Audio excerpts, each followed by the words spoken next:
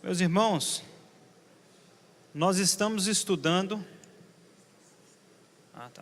Alguém esqueceu uma chave, ela está aqui. Nós estamos estudando qual livro da palavra de Deus? Isaías. Quantos estiveram aqui na aula passada? Por favor, levantem a mão. Levanta mais alto só para eu ver. Ok. E quantos não estiveram aqui na aula passada? Deixa eu ver, só para... quase um empate. Muito bem. Eu acompanhei a aula que os adultos tiveram pela internet para ver, o que tinha sido dado. O objetivo da nossa aula hoje no livro de Isaías é mostrar a importância do conteúdo deste livro para as novas escrituras, para o Novo Testamento. O livro de Isaías é um livro que ele é extremamente citado, no Novo Testamento. Então, o que nós vamos fazer hoje é exatamente essas leituras e essa comparação, e vamos ver quais temas estavam abordados lá no Novo Testamento, que já foram antes citados pelo profeta Isaías. Esse profeta, ele é conhecido como o príncipe dos profetas, ou o profeta messiânico. Alguns têm o profeta Isaías como o principal profeta do Antigo Testamento, exatamente pelo fato de que ele é aquele em que mais vai falar sobre o nosso Messias, Jesus Cristo. Foi dada uma aula introdutória, inclusive nesta aula que foi dada aqui nos Adultos 1, parte desta leitura do Novo Testamento já foi feita. Então eu vou tentar fazer, jovens casados, confesso que aos Adultos 2, eu não sei exatamente como essa aula foi ministrada, mas nós vamos tentar começar o Antigo Testamento um pouco meio de trás para frente, porque vocês adultos já viram um pouco sobre o que Jesus Cristo falou e um pouco sobre o que Paulo falou. Então eu vou tentar abranger o conteúdo para todas as salas aqui nesse momento.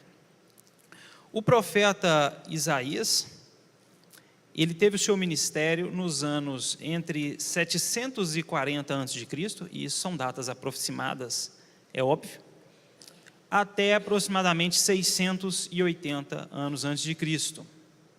Quando nós olhamos a Bíblia no Antigo Testamento, nós percebemos que num determinado momento da história do povo de Deus, o povo não tinha reis. Eles não eram uma monarquia, eles eram governados por juízes. E eles chegam ao profeta Samuel, e o último dos juízes, e pedem um rei. E isso desagrada um pouco a Deus, porque Deus desejava reinar sobre aquele povo, mas Deus dá um povo a eles, e dá Saul, da tribo de Benjamim.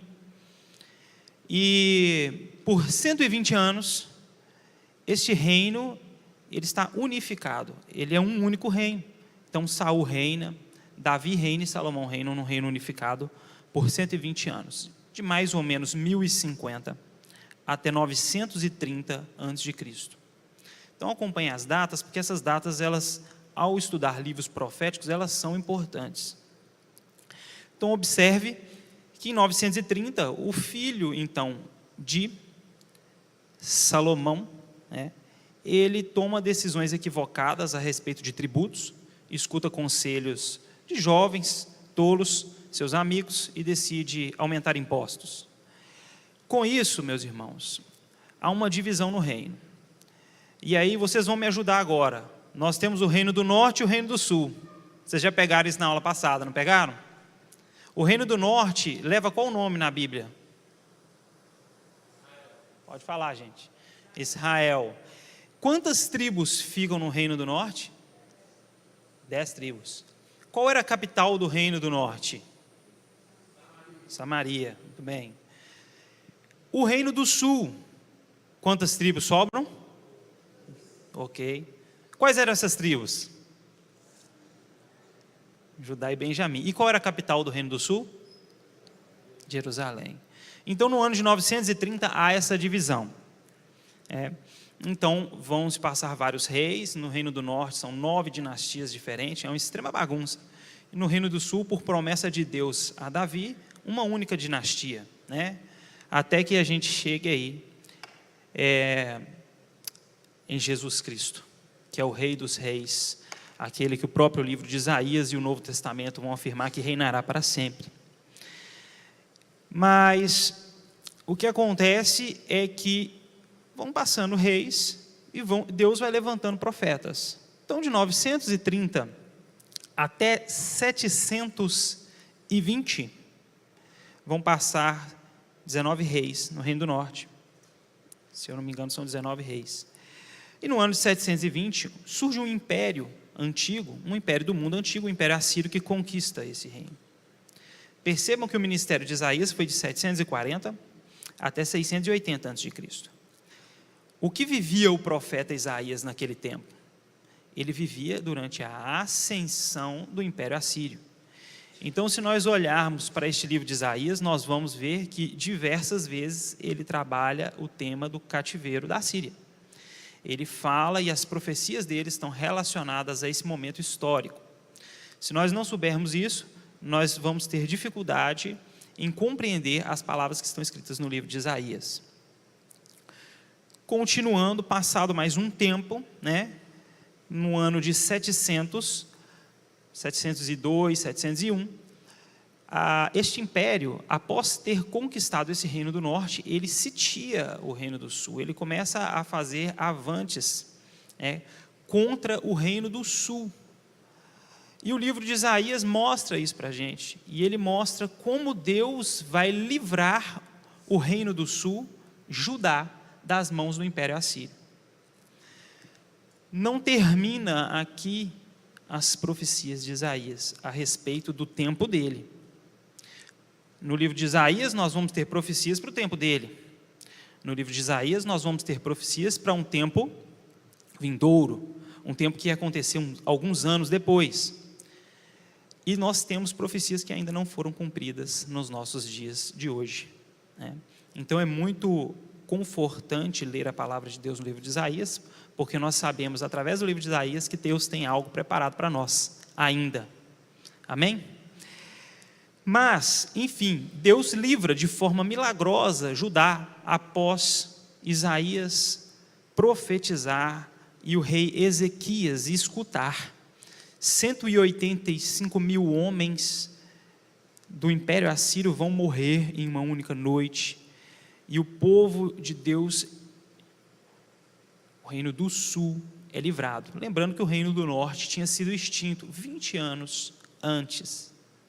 Bom, o fato é que Deus pesa, Deus mede e Deus cuida e elimina o Império Assírio. A palavra de Deus mostra que Deus é soberano. Quando nós lemos os profetas, nós podemos ver de forma muito clara a soberania de Deus e como Deus usa quem quer, como quer e a hora que quer. Não é verdade? Mas Deus dá fim, né, ao Império Assírio, né? Deus dá fim a Nínive, capital do Império Assírio. E entra um novo império na história bíblica, né? Que é o Império Babilônico. Nabucodonosor vai conquistar a Assíria. E Nabucodonosor conquista a Síria no ano de 612 a.C. Nós já estamos bem lá para frente, né? Já se passaram 90 anos. Quando Nabucodonosor ele conquista a Síria, ele faz avantes, ele faz investidas contra o reino de Judá. E a própria palavra de Deus, né, nos diz que Deus usaria a Babilônia para castigar, para punir, para exortar, ensinar o povo dele. Mas a coisa seria diferente. No reino do norte, a Síria aniquilou. Ela aniquilou o reino do norte. Ela fez uma miscigenação do povo, né? Por isso nós temos no Novo Testamento os samaritanos, né? Que eram esse povo miscigenado. Era a forma, era a prática do Império Assírio.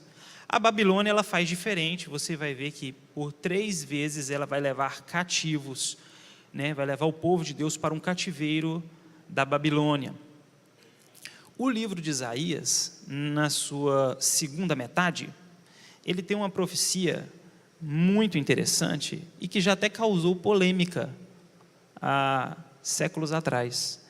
Ele profetiza e fala que o povo passaria pelo cativeiro, mas que Ciro, e ninguém sabia quem era Ciro, que Ciro, que era imperador do Império Medo-Persa, que é um outro império, libertaria o povo de Deus do cativeiro e liberaria esse povo para retornar para a sua terra, que era a terra prometida a Abraão. E isso acontece, meus irmãos, mas isso acontece lá no ano de 500 e pouquinhos. Está difícil de fazer as contas aqui agora. Muitos anos depois, isso acontece. E isso já foi motivo de polêmica no livro de Isaías, né? Em 1775, um cara chamado Johann Dordelin, ele questionou o livro de Isaías, e depois deles, outros questionaram também. Ele questionou pela primeira vez, e ele informa que este livro provavelmente seriam dois, que existia um Deutero, um segundo Isaías, que escreveu a segunda metade desse livro. Vocês viram na aula passada, então nós estamos aqui numa breve recapitulação. Vocês viram na aula passada, né, que o livro de Isaías é comentado como a Bíblia dentro da Bíblia, né? Quantos livros tem a Bíblia? 66. Quantos capítulos tem o livro de Isaías? 66. Os primeiros 39 capítulos do livro de Isaías, eles retratam essa questão do cativeiro, o período da lei, a exortação de Deus ao povo. Então, do 1 ao 39, há uma imagem muito clara do Velho Testamento. Do 40 ao 66, ou seja, os 27 últimos livros, a Bíblia é dividida como? O Antigo Testamento tem quantos livros, gente?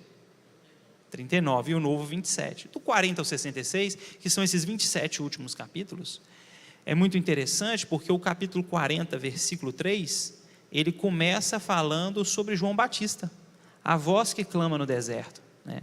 E no Novo Testamento, João Batista vem anunciar a Cristo. E nós vamos ver isso aqui hoje na aula. Mas esta segunda parte, ela é um poema. A segunda parte do livro de Isaías, ela é um poema. E este poema, né, vai tratar destas questões sobre a redenção do povo de Israel. Então ela reflete o período da graça que nós vivemos hoje. E a Bíblia, o livro de Isaías foi questionado. Falou: olha, eu acho que esse livro são dois. Existem algumas evidências. A primeira delas é o fato de que, na primeira metade do livro de Isaías, Isaías também relata sobre o Messias.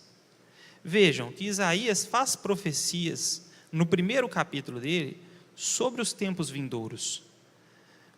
Então, ora, se Isaías é capaz de profetizar sobre Jesus Cristo, que está 740 anos à frente dele, Isaías não seria capaz de profetizar sobre Ciro, que estaria a 150, 200 anos à frente dele?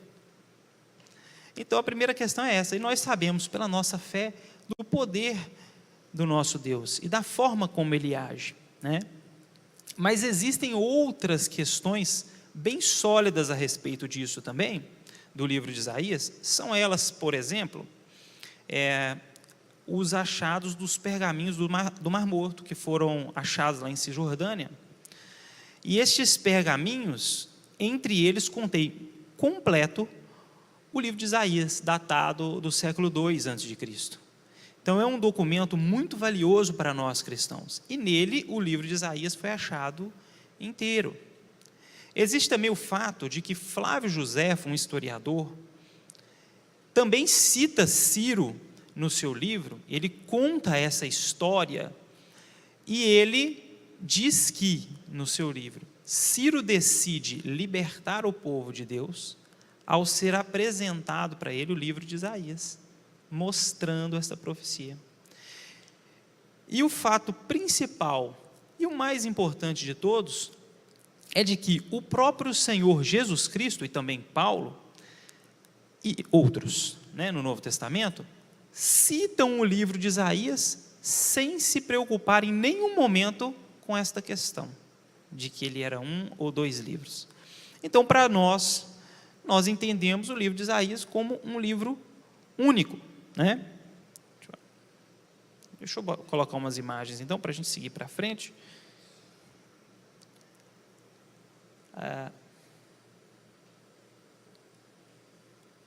Não está funcionando, não. Passou aí? Pode passar. Não, então, isso aí foi só... É uma retrospectiva, um panorama bíblico do Antigo Testamento. E é exatamente o que nós falamos aqui. Pode passar. Essa imagem foi mostrada para vocês na última aula. É o panorama bíblico. A Bíblia em ordem cronológica está muito difícil de ver ali. Ficou muito pequenininho. Mas você vê que o livro de Isaías foi escrito, né, ali junto com crônicas, com livros de reis, contando as histórias dos reis, né? Pode seguir. Pode seguir. Pode passar. Interessante, pode manter aí. Eu acho que está difícil ver, está muito pequenininho. Essa aí é a dinastia do Reino do Sul, né, gente? E em Isaías, capítulo 1, versículo 1, vocês leram na aula passada, ele profetizou durante o período de quais reis? Quem consegue falar aí? Ninguém?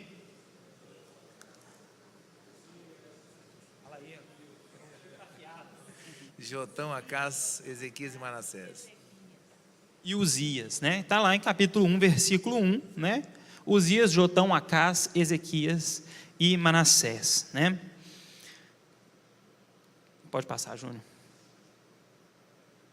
Pode passar. Pode passar, e nós já discutimos.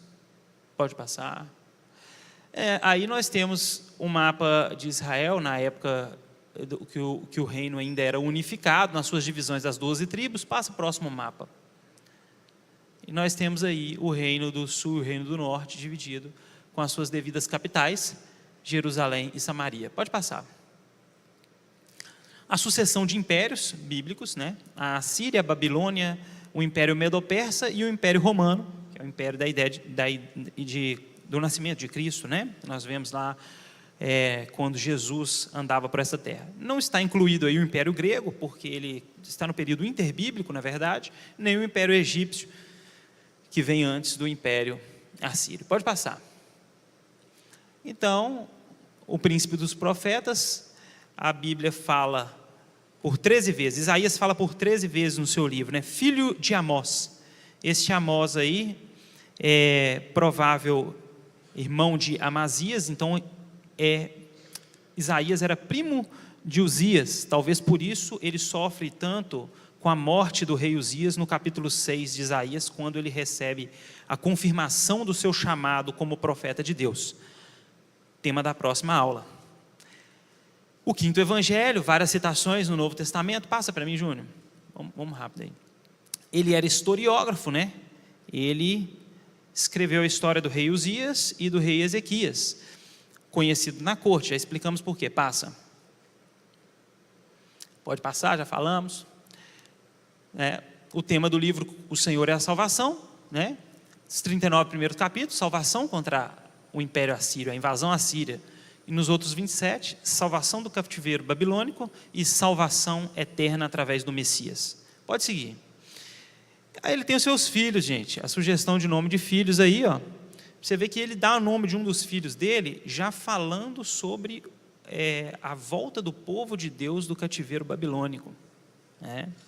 Mais uma questão aí que leva em terra essa questão de 2 livros, pelo fato de ter citado Ciro, né? Sear-Jazub, um resto volverá, e Maer Salor Hasbaz, rápido despojo, beleza segura, falando sobre a invasão à Síria.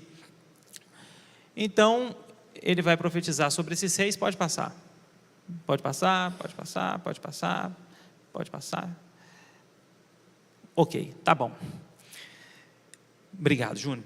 Pode apagar aí o projetor. Então vamos agora, gente, a nossa aula em específico. Gostaria que vocês abrissem aí a Bíblia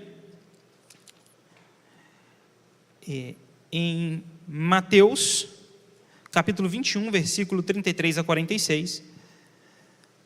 E outro aqui na frente já abre em Isaías 5, 1 a 7. Nós vamos ler os dois textos, né?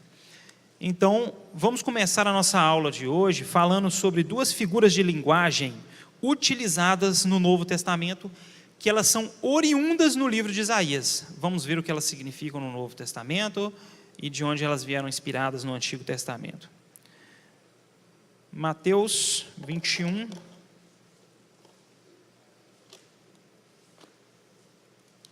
Eu vou ler aqui Mateus 21.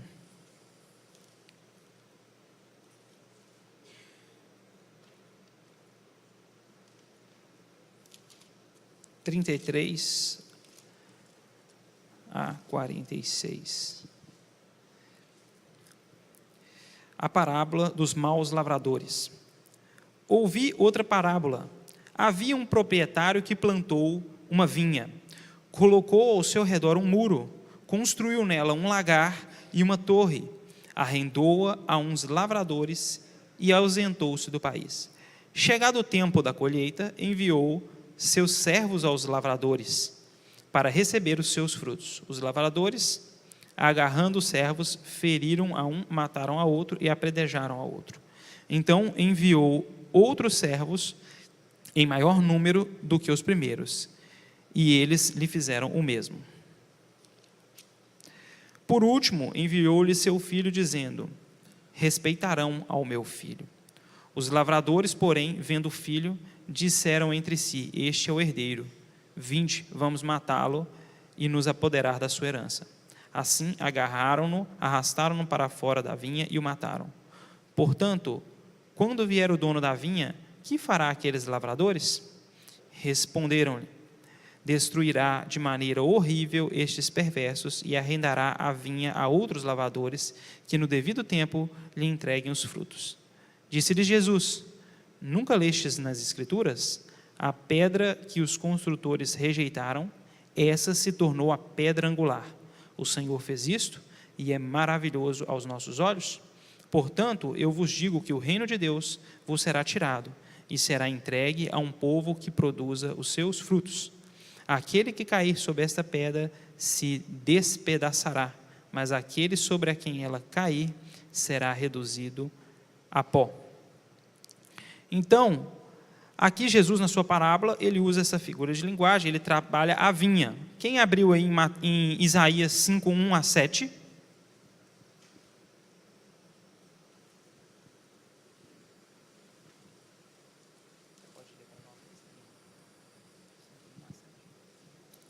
Agora cantarei ao meu amado o cântico do meu querido a respeito da sua vinha. O meu amado tem uma vinha, um outeiro fértil, e a cercou, e a limpou das pedras, e a plantou de excelentes vides, edificou no meio dela uma torre, e também construiu nela um lagar, e esperava que desse uvas, mas deu uvas bravas. Agora, pois, ó moradores de Jerusalém e homens de Judá, julgai, vós peço entre mim e a minha vinha. Que mais se podia fazer a minha vinha que eu lhe não tenha feito? E como esperado eu que desse uvas, veio a produzir uvas bravas. Agora, pois, vos farei saber o que eu hei de fazer à minha vinha, tirarei a sua sebe, para que sirva de pasto. Derribarei a sua parede, para que seja pisada. E tornarei um deserto, não será podada nem cavada, mas crescerão nela sarças e espinheiros. E às nuvens darei ordem que não derramem chuva sobre ela, porque a vinha do Senhor dos Exércitos é a casa de Israel. Os homens de Judá são a planta das suas delícias, e esperou que exercessem juízo. E eis aqui a opressão, justiça, e eis aqui clamor. Ok. Então, nós temos aqui a primeira figura de linguagem que é utilizada aí no Novo Testamento, pelo próprio Senhor Jesus Cristo, a vinha, né? que Jesus está querendo dizer aqui com essa passagem, né? O que Isaías estava falando para o seu povo ao seu tempo naquela passagem? Isaías falava que Deus tinha expectativas a respeito daquela vinha e que ele se frustra porque ele esperava boas uvas e deram uvas bravas, e ele anuncia a destruição deste povo por parte de Deus. Jesus vem no Novo Testamento e utiliza esta figura de linguagem quando está falando aqui com escribas e fariseus, né? E ele explica, né, que esta vinha, que esta vinha foi arrendada, e ele está falando para eles, para estes fariseus, e ele fala que ele inclui aqui, nesta questão da vinha, ele inclui sobre a morte do Filho, que é a morte de Jesus Cristo por todos nós, e ele inclui o que nós não vemos, inclui porque eu digo que nós não conseguimos fazer esta mesma analogia com a vinha no livro de Isaías. Ele inclui a morte do Filho, que é a sua própria morte, e ele inclui também a questão de que esta vinha seria passada a outros. A outros quem? A nós, aos gentios, né?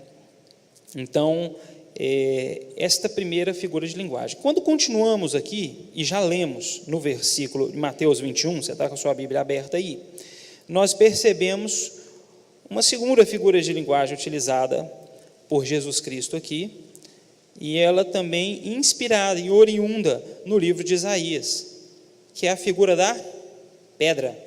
Versículo 42, disse Jesus: nunca lestes nas Escrituras? Lestes aonde nas Escrituras? No livro de Isaías, né? A pedra que os construtores rejeitaram, essa se tornou a pedra angular. O Senhor fez isto e é maravilhoso aos nossos olhos, portanto, eu vos digo que o reino de Deus vos será retirado, e etc., né? Então, vamos lá abrir o livro de Isaías, no capítulo 8, versículos 14 e 15. Observem como Isaías trata dessa questão. Eu vou ler. Então ele vos será santuário, mas servirá de pedra de tropeço e rocha de escândalo para os 2 reinos de Israel, de laço e rede aos moradores de Jerusalém. Muito dentre eles tropeçarão, cairão e serão quebrantados, serão enlaçados e presos, né? É interessante, né? Servirá de pedra de tropeço. Eventualmente isso pode nos confundir pelo fato de que quando nós escutamos essa expressão pedra de tropeço na Bíblia, nós logo nos lembramos de Romanos capítulo 14. Vamos abrir a nossa Bíblia lá?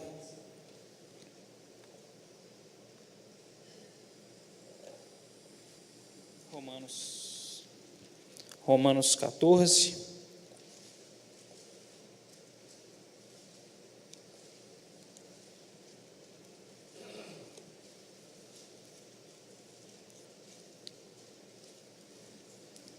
Deixa eu ver o versículo aqui exatamente.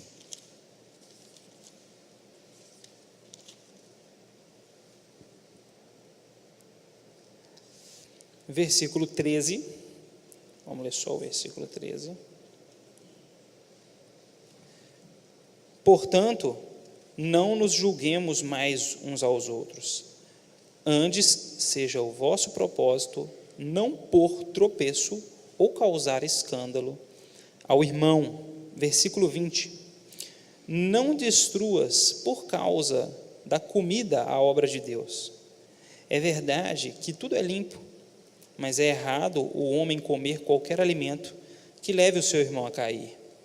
Bom é não comer carne, nem beber vinho, ou fazer outras coisas em que o teu irmão tropece, ou se escandalize, ou se enfraqueça.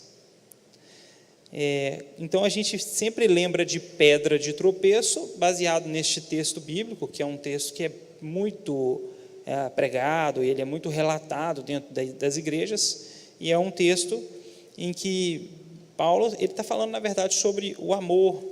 Ele está colocando que nós devemos ter cuidado para que os nossos atos, as nossas atitudes, aquilo que nós estamos comendo e bebendo, não sirva de pedra de tropeço, não influencie o nosso irmão, não faça o nosso irmão cair na fé ou pecar, né?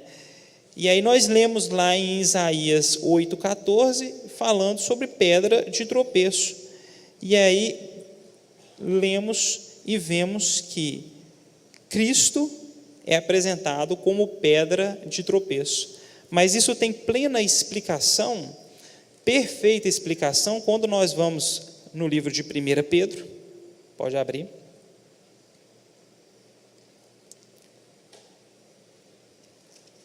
Gente, eu estou de mudança. Eu não achei minha Bíblia de jeito nenhum. Está dentro da caixa, as minhas Bíblias. Pior coisa que existe no planeta é você abrir a Bíblia dos outros. Alguém vai aí em 1 Pedro. Já acharam? Achou aí? Tá com... Já tá. Então pode ler aí para a gente, quer ver? Deixa eu achar 1 Pedro 2, versículos 6 a 8.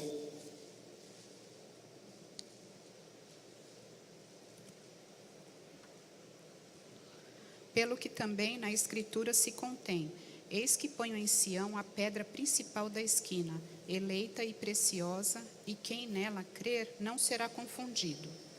E assim para vós, os que credes, é preciosa, mas para os rebeldes, a pedra que os edificadores reprovaram, essa foi a principal da esquina. E uma pedra de tropeço e rocha de escândalo para aqueles que tropeçam na palavra, sendo desobedientes, para o que também foram destinados. Mas vós sois a geração eleita, o sacerdócio real, a nação santa, o povo adquirido, para que anuncieis as virtudes daquele que vos chamou das trevas para a vida, para a maravilhosa luz. Ok. Então, Pedro ele é capaz de explicar para nós perfeitamente a questão de Cristo como pedra de tropeço. Ele é pedra de tropeço para quem? Para os rebeldes, não é verdade? Para aqueles que não obedecem à Escritura. Agora, as coisas se complicaram. Nós temos o hábito de pensar que, com a vinda de Cristo, o Novo Testamento, o período da graça, as coisas ficaram mais simples, né? Mas o fato é de que seguir regras e obedecer à lei talvez seja muito mais fácil do que seguir a Cristo e os seus ensinamentos, não é verdade? Então ele seria pedra de tropeço nesse sentido, né? E pedra de edificação para outros. Não é a única vez no livro de Isaías 8,14, que nós temos a figura de linguagem pedra, né? Nós temos aí em Isaías 28,16, vai lá em Isaías, você fica com os dois abertos aí, ó, Isaías e o Novo Testamento.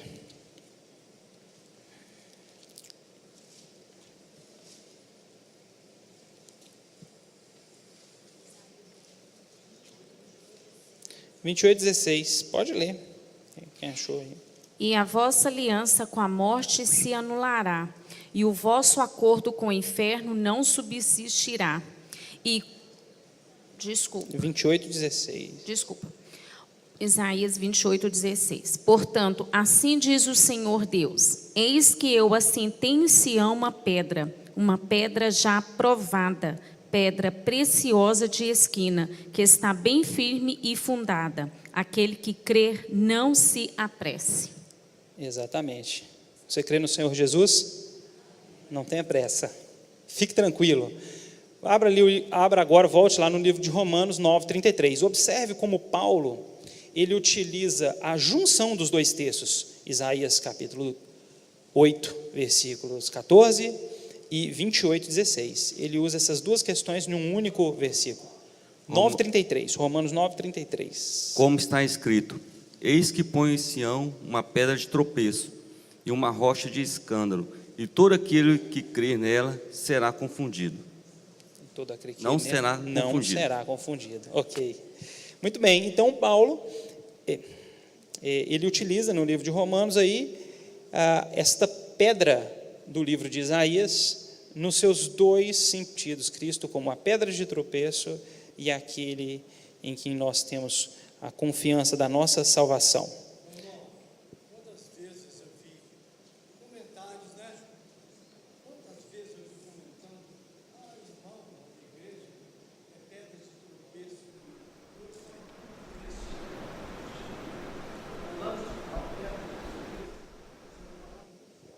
É uma palavra forte, é verdade.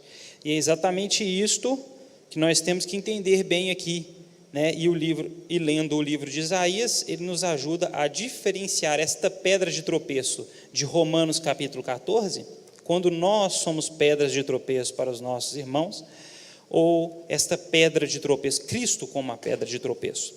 Então, estudamos aqui as duas figuras de linguagem que são utilizadas no Novo Testamento por Jesus Cristo, e por também Paulo, e por também Pedro, e elas são oriundas do livro de Isaías. São elas o quê?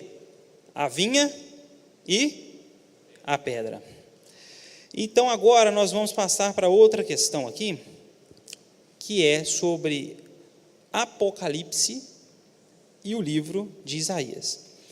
Eu não tenho dúvidas em afirmar que a ênfase dos dois livros, Isaías, e do livro de Apocalipse, é sobre o Messias eterno, sobre o reino eterno de Cristo.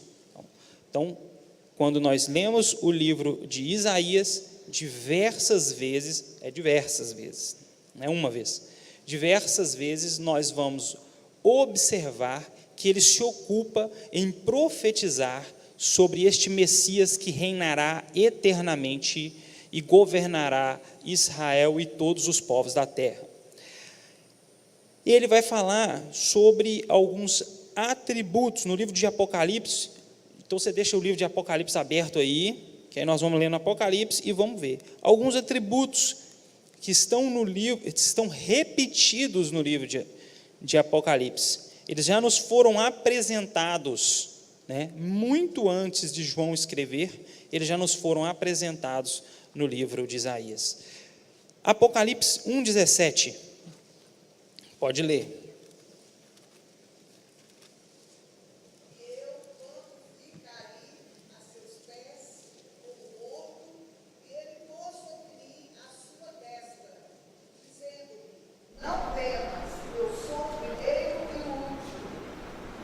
Isso.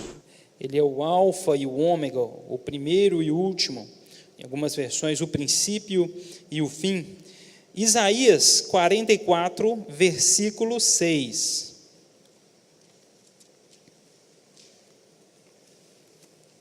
Assim diz o Senhor, Rei de Israel, e seu Redentor, o Senhor dos Exércitos: eu sou o primeiro e sou o último, e fora de mim não há Deus. Então, Isaías já apresenta o nosso Messias como o alfa e ômega. Apocalipse 5,5, vamos ler? E disse-me um dos anciãos: não chores, eis aqui o leão da tribo de Judá, a raiz de Davi, que venceu para abrir o livro e desatar os seus 7 selos. Maravilhoso esse texto de Apocalipse, né? Quem abrirá o livro? Isaías 11:10. Isso é o cumprimento de uma promessa, meus irmãos, uma promessa que Deus fez a Davi. E acontecerá naquele dia que a raiz de Jessé, a qual estará posta por estandarte dos povos, será buscada dos gentios, e o lugar do seu repouso será glorioso. Amém. Gente, meus irmãos, ao ler o livro de Isaías, eu fico maravilhado como Cristo, como Deus, ele anuncia a Isaías muito tempo antes sobre o seu plano. Como é fácil para nós hoje ler, comparar e perceber, Às vezes temos dificuldades ainda de pensar sobre a segunda volta de Cristo.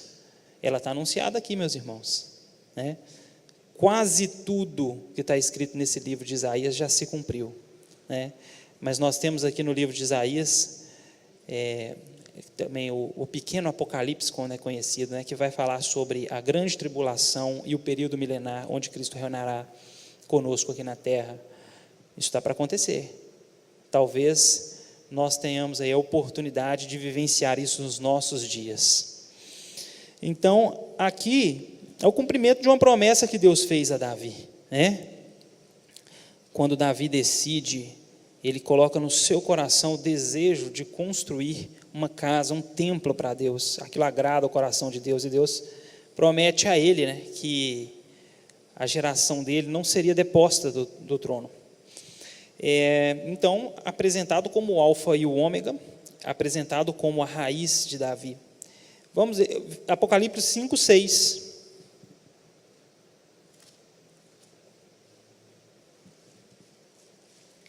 Nisso vi em pé entre o trono e os 4 seres viventes, no meio dos anciãos, um cordeiro que parecia estar morto, e tinha 7 chifres e 7 olhos, que são os 7 Espíritos de Deus enviados por toda a terra. Isaías 53, versículo 7.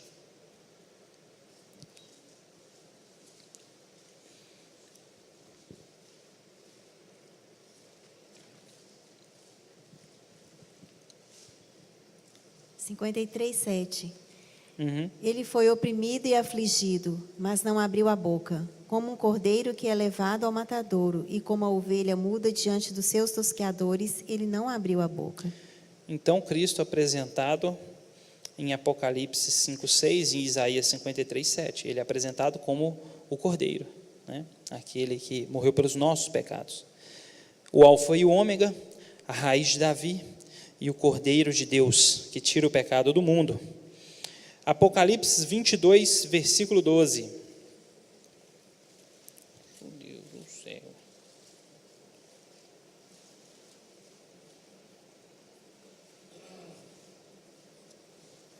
Apocalipse 22, 12.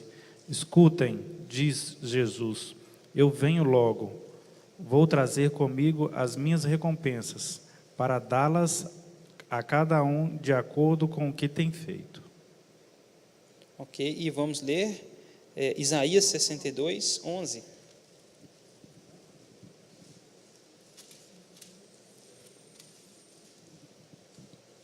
Eis que o Senhor fez ouvir até as extremidades da terra essas palavras. Dizei à filha de Sião, eis que vem o teu Salvador, vem com ele a sua recompensa, e diante dele seu galardão. Ok, então nós observamos aqui um Deus, um Senhor que virá e será galardoador. Meus irmãos, isso não é mito, existe um galardão, a palavra de Deus conta isso para nós. Nós temos que viver aqui nessa terra focados no reino de Deus, e Ele é um Deus galardoador, e apresenta de outras formas também, mas a gente vai seguir para a gente conseguir ler mais textos e ver o tamanho da importância. Vamos ver aqui, continuando sobre Apocalipse, né, nós vamos ver a questão do céu. Abra aí em 1 Coríntios 2, 9 a 10. Vamos ler o que Paulo escreve aí. 9 a 10. 1 Coríntios 2, versículos 9 a 10. Mas como está escrito, as coisas que olho não viu e o ouvido não ouviu, e não subiram ao coração do homem, são as que Deus preparou e os que o amam. Mas Deus nos lá revelou pelo seu Espírito, porque o Espírito penetra todas as coisas, ainda as profundezas de Deus. Ok, nem olhos viram, nem ouvidos ouviram o que Deus tem preparado. Deixa eu ver aqui a minha versão. Espera aí rapidinho. A minha versão aqui, 1 Coríntios 2, 9. Como, porém, está escrito, as coisas que o olho não viu, e aí ele continua. Está escrito aonde? Como, porém, está escrito aonde? Vocês conseguem imaginar? Isaías 64, capítulo 4. Vamos abrir lá? para a gente ver? O céu que Deus tem preparado para nós.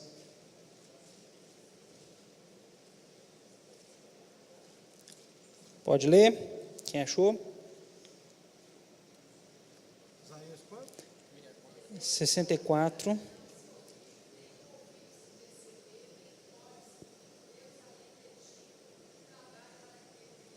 Amém.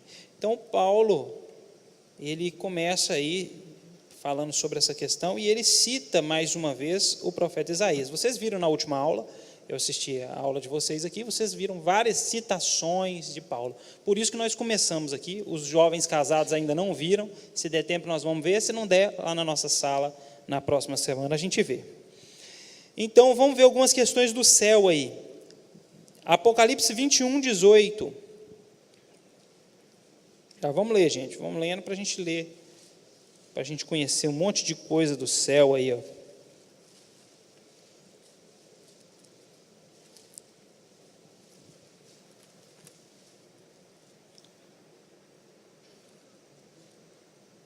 Pode ler. 21, 18? Isso. É a fábrica do seu muro era de jaspe, e a cidade de ouro puro, semelhante a vidro puro. É isso mesmo? É, 21, 18. Leu? Isso. Vamos lá, agora em Isaías 54, 11.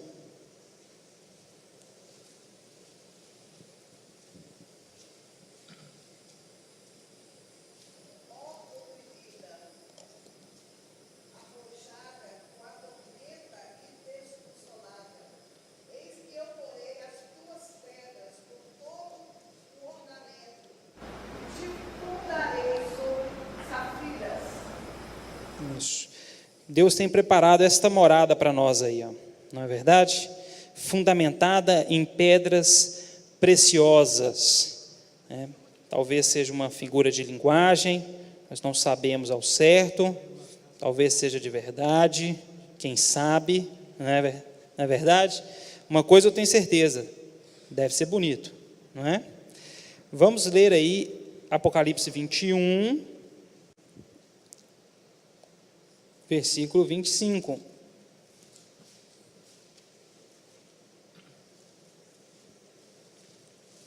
As suas portas nunca mais se fecharão de dia, porque nela não haverá noite. Não haverá noite. As portas não se fecharão. Em Isaías 60, 11, já tinha uma revelação nesse sentido. Vamos lá?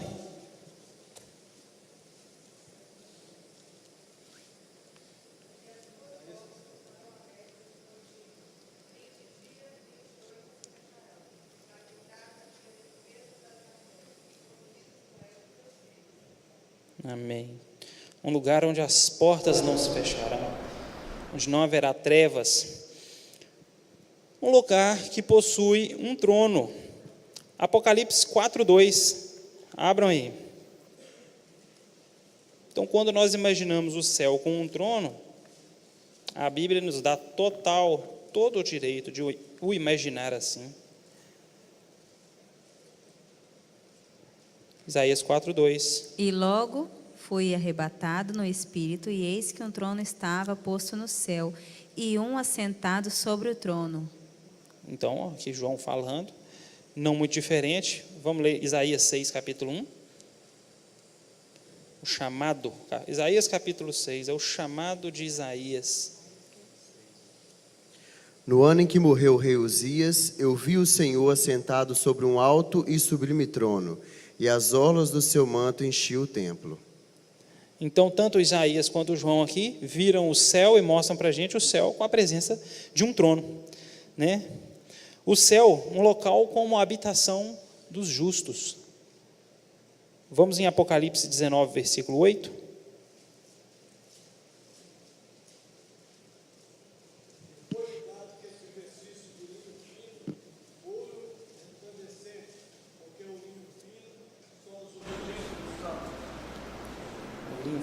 São as justiças dos santos. Isaías 24, versículo 23.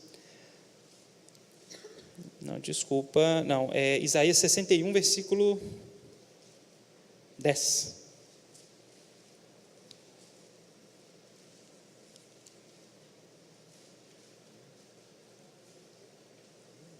Regozijai-me-ei muito no Senhor. A minha alma se alegra no meu Deus, porque me vestiu de vestes da salvação. Cobriu-me como um manto de justiça, como noivo que se adorna com uma grinalda, e como uma noiva que se enfeita com as suas joias. Amém. Então, um local onde nós temos que estar limpos, vestidos com vestes santas para habitar. Eu vou dar sequência aqui. Então, são diversas referências que faz sobre o céu. Nós vamos ver aqui que tanto o Apocalipse quanto Isaías vão dizer que lá se dispensa a luz do sol por causa da glória de Deus. Lá se desconhece o pecado. Lá não há choro e nem dor. Então, o livro de Isaías, 740 anos, 700 anos antes do nascimento de Cristo e deste novo período de graça, ele já revelava muitas questões sobre o céu e são todas confirmadas pelo apóstolo João no livro de Apocalipse.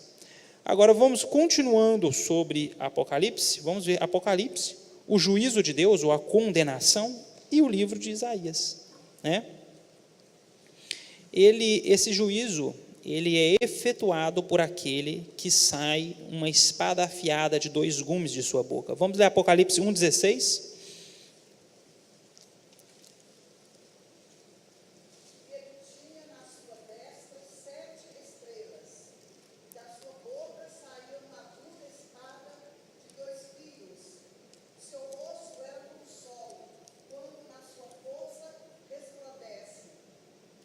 Isaías 49:2, fez a minha boca como uma espada aguda, na sombra da sua mão me cobriu, e pôs-me uma flecha limpa e me escondeu na sua aljava. Então, aquele que tem uma espada afiada de 2 gumes, representando o julgamento de Deus. E esse julgamento é para um ou para outro? Não. Vamos ler aqui em Apocalipse 6:15-17.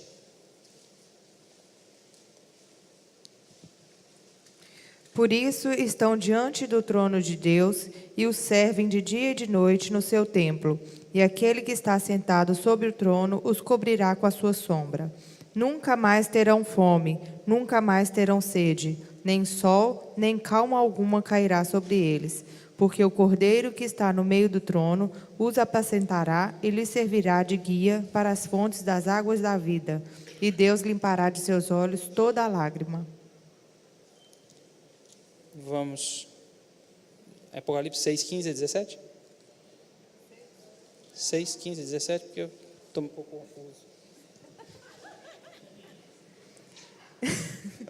E os reis da terra, e os grandes, e os ricos, e os tribunos, e os poderosos, e todo servo, e todo livre se esconderam nas cavernas e nas rochas das montanhas, e diziam aos montes e aos rochedos: cai sobre nós e escondei-nos do rosto daquele que está sentado sobre o trono e da ira do Cordeiro, porque é vindo o grande dia da sua ira, e quem poderá subsistir? Amém. Agora sim. Isaías 2:9-10. Pelo que o homem será abatido, a humanidade humilhada, não lhes perdoes. Vai, entra nas rochas, esconde-te no pó, de diante da presença espantosa do Senhor e da glória da sua majestade. Todos serão julgados um dia na presença do Senhor. É muito interessante nós estudarmos os livros proféticos, porque eles deixam isso muito evidente para nós.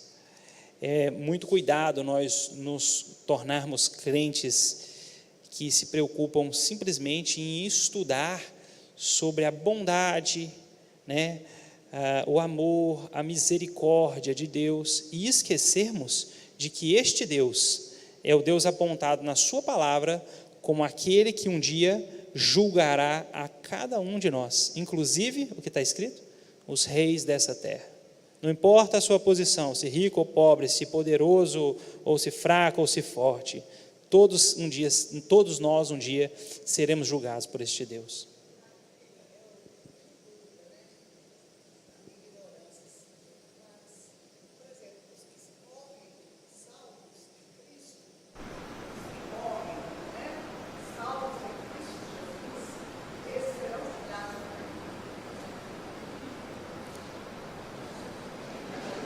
Veja bem, na verdade, aqueles que morreram salvos em Cristo Jesus, esses já têm um lugar separado para eles, e assim, o assunto ele já está resolvido, né? Diga-se de passagem, se você morreu salvo em Cristo Jesus, então já está subentendido que você está salvo em Cristo Jesus, né? Então não há motivos, na verdade, de dúvida sobre a salvação de quem morreu salvo em Cristo Jesus. Sim, serão julgados e aprovados, né? Porque são salvos. Sim, isso aí é só uma questão de ponto de vista, que eu não vejo dificuldade para o entendimento. Passarão pelo julgamento de Cristo, mas assim, já para todos nós, subentendidos, né? Como eu acredito que nós aqui hoje temos certeza da nossa salvação, eu me entendo como salvo, mas passarei pelo julgamento de Cristo, né? Mas enfim, fala sobre sinais notáveis durante o juízo de Deus, e obviamente não conseguiríamos falar de todos eles, mas vamos ver em Apocalipse 6, que a gente já está aberto aí, Apocalipse 6, 12.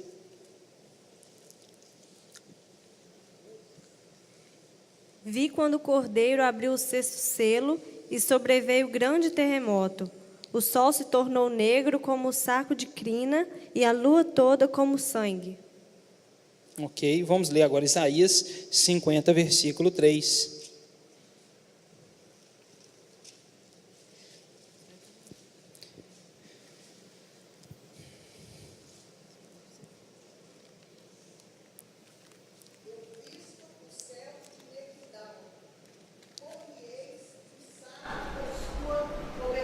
Ok, então o livro de Isaías e o livro de Apocalipse, então observem que isso também é amplo, eles trazem, né, as questões aí de sinais notáveis, né, do final dos tempos. Então, nós conseguimos entender aqui, com algumas leituras da palavra de Deus, como Deus já muito antes se manifestou e profetizou aquela nação de Israel, né, e fala conosco também sobre o final dos tempos e tudo que estava por vir, sobre o que seria o céu, nos dá uma pequena palhinha, né, sobre o céu. Bom, existem muitas citações, né, agora aqui falando mais para quem não assistiu à aula passada, no Novo Testamento. Depois nós vamos, eu falo aqui aos jovens casados agora, nós vamos ver lá na sala algumas questões que ainda não foram vistas, que são sobre Jesus e o profeta Isaías, e também Paulo e o profeta Isaías. Paulo utiliza muito as escrituras de Isaías, né, no Novo Testamento. A primeira delas eu já falei aqui, rapidamente, é a questão de Jesus, João Batista e o profeta Isaías, que está lá em Isaías, capítulo 40, versículo 3. Pode abrir lá, vamos ficar só.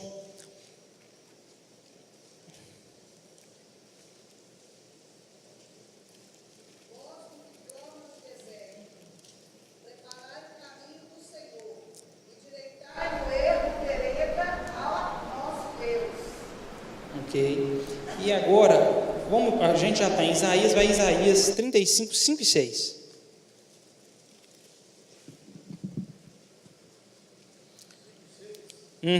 Então os olhos dos cegos se abrirão, e os ouvidos dos surdos serão desimpedidos. Então os coxos saltarão como cervo, e a língua dos mudos cantará. As águas arrebentarão no deserto, e ribeiros no ermo. Ok. João Batista, quando preso, né, a voz que clama do deserto, ele manda seus discípulos para conversar com Jesus Cristo. E esta a passagem do livro de Isaías, né, que é utilizada por Cristo para comunicar ao seu primo João Batista que ele era o Messias. Então Jesus utiliza o livro de Isaías para falar para João Batista que ele era o Messias. Pode abrir lá em Lucas 7, 20 a 22, que você vai ver isso.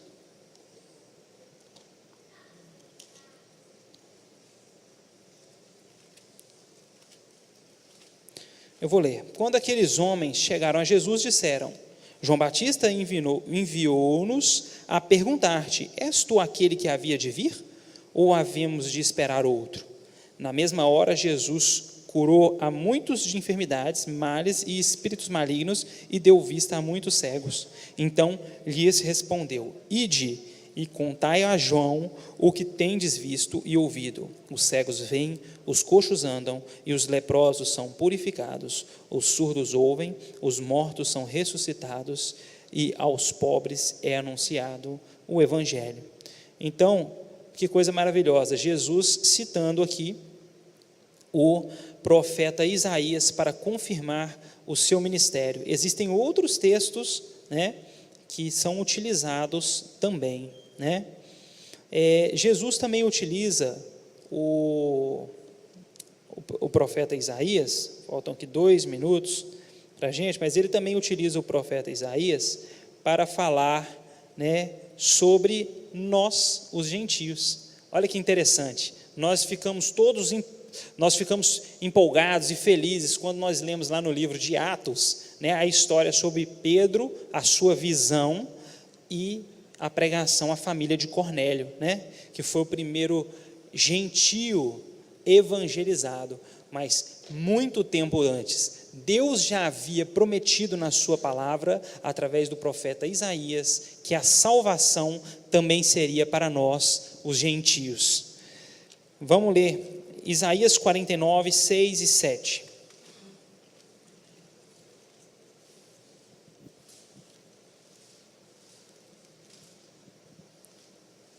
Disse mais: pouco é que sejas o meu servo, para restaurares as tribos de Jacó e tornares a trazer os guardados de Israel. Também te dei para a luz dos gentios, para seres a minha salvação até a extremidade da terra. Ok. Então nós aí, sendo salvos muito antes do sacrifício de Jesus na cruz, já estava anunciado que o plano de salvação também era para nós, né? E você vai ver isso aí lá em Atos 13, logo depois dessa história aí da evangelização de Cornélio, conversão dele, 13. Você vai ver que esse texto é utilizado lá em Atos 13, 47 e 48.